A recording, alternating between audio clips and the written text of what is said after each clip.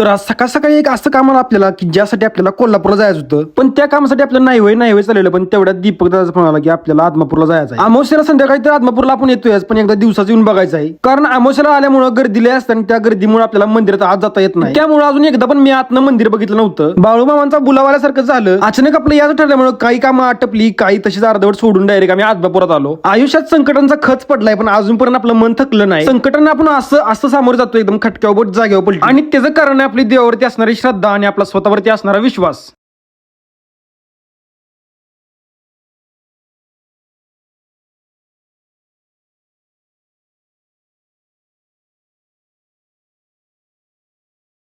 दर्शन ही सगळं एकदम व्यवस्थित झालं. दर्शन घेतल्यानंतर आतनं मनामधून जी पॉझिटिव्हिटी बाहेर येते ना, काय बोलायचं ना. मामांच्या दरबारात आलं तसं काय मागितलं नाही मी. फक्त मामा हारलो तरी मैदान सोडून न जाण्याची ताकद द्या माझ्यामध्ये. कारण जोपर्यंत जिंकणार नाही तोपर्यंत मैदान काय सोडत नसतोय मी.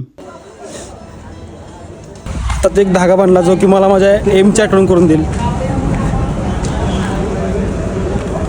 त्यानंतर थोडासा नाश्ता केला आणि तिथून परत डायरेक्ट आलो आम्ही कोल्हापूरमध्ये एक काम होतं, ते सुद्धा झालं आपलं. जर एखाद्या गोष्टीसाठी धडपडतोय आपण आणि ती जर गोष्ट आपल्याला भेटली नाही तर समजून जायचं ती आपल्यासाठी परफेक्ट नाही, किंवा आपण त्यासाठी तयार नाही. जे होणार आहे ते सगळं चांगल्यासाठीच होणार आहे. मग आपला किनी टोल नाका पास केल्यानंतर एका ठिकाणी चहा प्यायला थांबलो. गाडीमध्ये सकाळपासून बसून सगळ्यांना कंटाळा आलेला, त्यामुळे म्हटलं आज चहा नको, आज कॉफी पिऊया. बाकी आजचा व्हिडिओ आपला इथे संपतोय. जय बाळूमामा, भेटूया पुढच्या व्हिडिओमध्ये.